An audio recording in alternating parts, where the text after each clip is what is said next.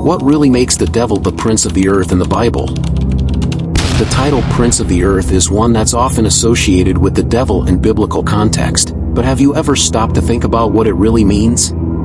The significance of this title goes far beyond just a simple nickname. It holds deep implications for our understanding of human morality, the nature of evil in the world, and even our own spiritual struggles.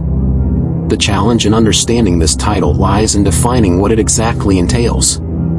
Is the devil a literal ruler over the earth, or is this title more symbolic?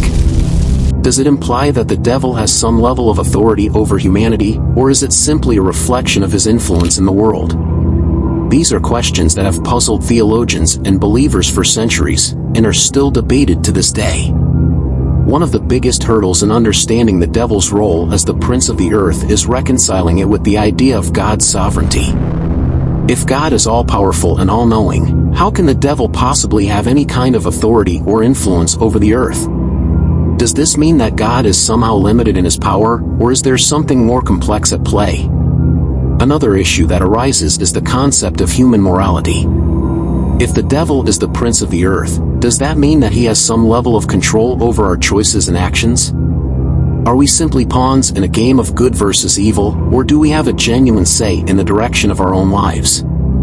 The biblical references that support the title of the devil as the prince of the earth are numerous and varied. In 2 Corinthians 4 verse 4, for example, Satan is referred to as the god of this world, implying a level of authority and influence over the earthly realm. In Ephesians 2 verse 2, he is described as the prince of the power of the air, further solidifying his connection to the natural world. One of the most commonly cited references to the devil as the prince of the earth comes from John 12 verse 31, where Jesus refers to Satan as the prince of this world. This phrase is particularly significant, as it suggests that the devil's influence is not limited to just the natural world, but extends into the spiritual realm as well. Theologians have long debated the meaning and implications of these references, with some interpreting them as evidence of the devil's literal rule over the earth, while others see them as more symbolic of his influence over human nature. One of the key insights to be gained from exploring the devil's title as the prince of the earth is the importance of awareness in spiritual matters. If the devil is indeed the prince of this world, then it's crucial that we acknowledge his influence and take steps to resist it.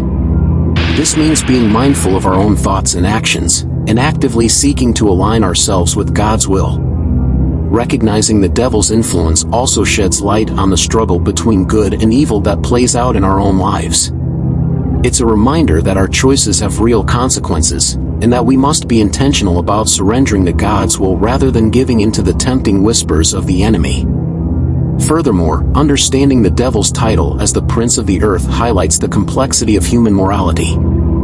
It's a reminder that our choices are not always simple or clear-cut, and that we must be discerning in our decision-making. The title Prince of the Earth holds deep significance for believers today.